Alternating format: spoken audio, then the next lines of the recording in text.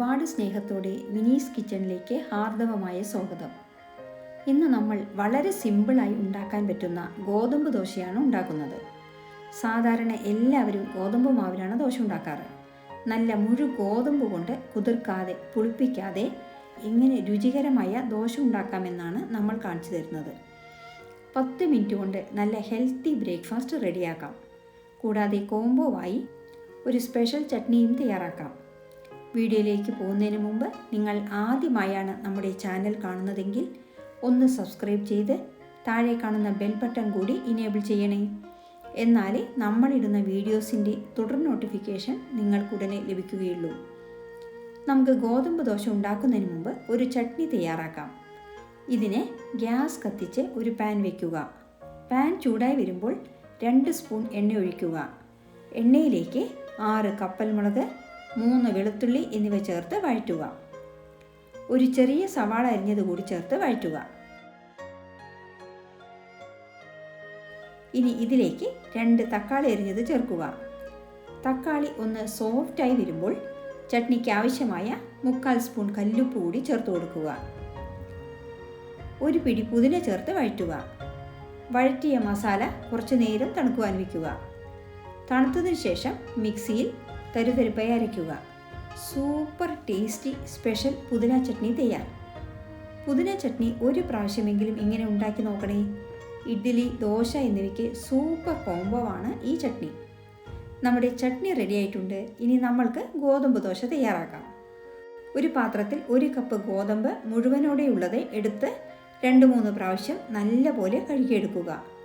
ഇനി കുതിർക്കേണ്ട, ഉടനെ തന്നെ മിക്സിയിലിട്ട് കൊടുക്കുക. കൂടെ 3 കപ്പൽമുളകും, 1 തുണ്ട് ഇഞ്ചിയും, 1/4 സ്പൂൺ ജീരകവും, ഏകദേശം 1/2 സ്പൂൺ ഉപ്പും കുറച്ച് വെള്ളവും ചേർത്ത് അരയ്ക്കുക. ഒരുപാട് നൈസായി അല്ല, ലേശം തരുതരിപ്പായിട്ട് അരയ്ക്കുക. അരച്ച മാവ് ഒരു പാത്രത്തിലേക്ക് മാറ്റാം. കൂടെ മിക്സിയിൽ കുറച്ച് വെള്ളം ഒഴിച്ച് അതും ചേർത്ത് കൊടുക്കുക. ഇത് പുളിപ്പിക്കാൻ വെക്കേണ്ട, ഉടനെ തന്നെ ദോശ ചുട്ടെടുക്കാം. ഇതിനെ ഗ്യാസ് കത്തിച്ച് ഒരു ദോശ തവ വയ്ക്കുക. തവ ചൂടായാൽ കുറച്ച് വെള്ളമൊഴിച്ച് ഒരു തുണി കൊണ്ട് തുടയ്ക്കുക. ദോശക്കല്ല് നല്ലപോലെ ചൂടാതിന് ശേഷമാണ് വെള്ളം ഒഴിച്ചു കൊടുക്കേണ്ടത്. ചൂട് ക്രമീകരിക്കാനാണ് ഇങ്ങനെ ചെയ്യുന്നത്. ഇനി ഒരു തവി മാവ് ദോശക്കല്ലിലേക്ക് ഒഴിച്ച് പരത്തുക. മുകളിൽ കുറച്ച് സവാള നുറുക്കിയതും കൊത്തമല്ലി തഴയും തൂവുക. കുറച്ച് എണ്ണയോ നെയ്യോ ഒഴിച്ചു കൊടുക്കാം. ഇനി മൂടി വെച്ച് മീഡിയം ഫ്ലെയിമിൽ വേവിക്കുക. ഒരു സൈഡ് വെന്താൽ മറിച്ചിട്ട് മറുവശവും നന്നായി മൊരിയിച്ചെടുക്കുക. നല്ല ടേസ്റ്റി ഇൻസ്റ്റൻറ്റ് ഗോതമ്പ് ദോശ റെഡി. ഇതുപോലെ എല്ലാ ദോശയും ചുട്ടെടുക്കാം.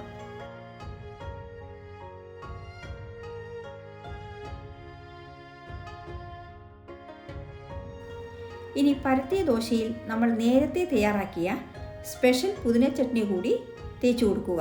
സവാളയും മല്ലിയിലയും എണ്ണയും കൂടി തൂവണം. ഇങ്ങനെ ഉണ്ടാക്കുന്ന ഗോതമ്പ് ദോശയ്ക്ക് സ്വാദ് ഒന്നുകൂടി ഏറും. ഇതുവരെ നിങ്ങൾ ഇങ്ങനെയൊരു ഗോതമ്പ് ദോശ ഉണ്ടാക്കി നോക്കിയിട്ടുണ്ടാവില്ലല്ലോ. ഇതൊന്ന് ഉണ്ടാക്കി നോക്കൂ. എത്ര എളുപ്പമാണെന്ന് നിങ്ങൾക്ക് തന്നെ മനസ്സിലായില്ലേ? ഇത് ഉണ്ടാക്കി നോക്കി ഇഷ്ടമായാൽ ലൈക്ക് ചെയ്യാനും ഷെയർ ചെയ്യാനും മറക്കരുതേ. കൂടാതെ നിങ്ങളുടെ വിലയേറിയ അഭിപ്രായങ്ങൾ താഴെ കമൻറ്റ് ബോക്സിൽ രേഖപ്പെടുത്തുമല്ലോ. വീണ്ടും മറ്റൊരു കിടിലൻ വിഭവവുമായി കാണാം. Thank you for watching and supporting.